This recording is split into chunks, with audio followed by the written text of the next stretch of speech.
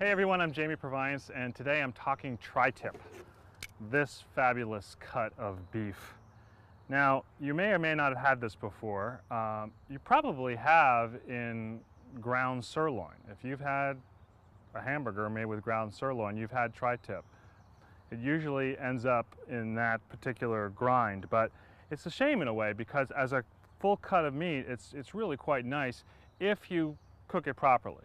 The key is that you can't really cook it like a steak that is entirely over direct heat, because the outside would just get overcooked and the inside would still be undercooked. So instead, what I'm going to recommend for you is to use a combination of heat. And that's why I've got my grill set up this way with the coals on one side. So this is a two-zone fire. We've got coals on one side for direct heat and no coals on the other side for indirect heat.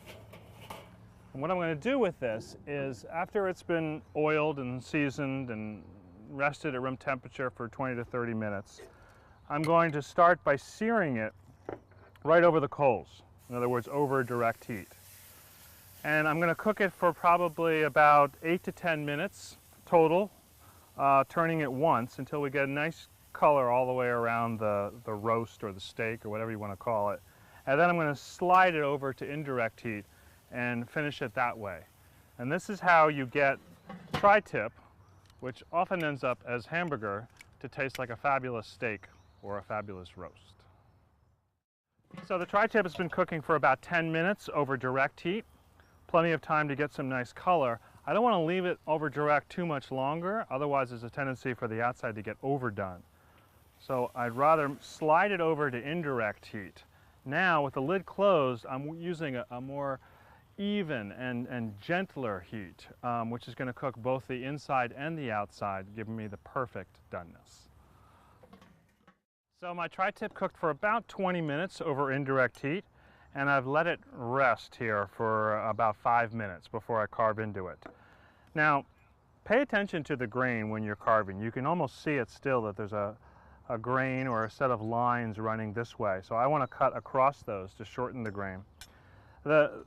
The meat at the tip here, where it's a little bit thinner and well, it's just smaller, so it cooks faster. This is going to be a little bit more cooked than the rest of it, so this might be good for the kids or whatever.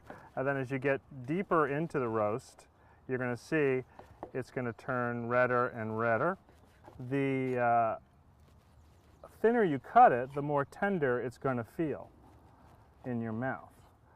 So I want to get a few nice big slices out of the center of this, and I'm going to serve it today with a little fall salad here. This is a pear and walnut and blue cheese salad that I think is very appropriate for the season.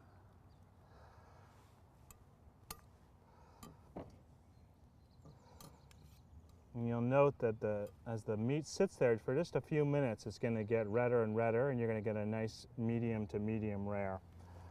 So there's a little tri-tip 101. It's the cut of meat that usually ends up as a hamburger, but remember, it's not a hamburger, and it's not really a steak either that you cook entirely over direct heat. It requires two types of heat to do well. So sear it over direct and then finish it over indirect. It's called sear and slide.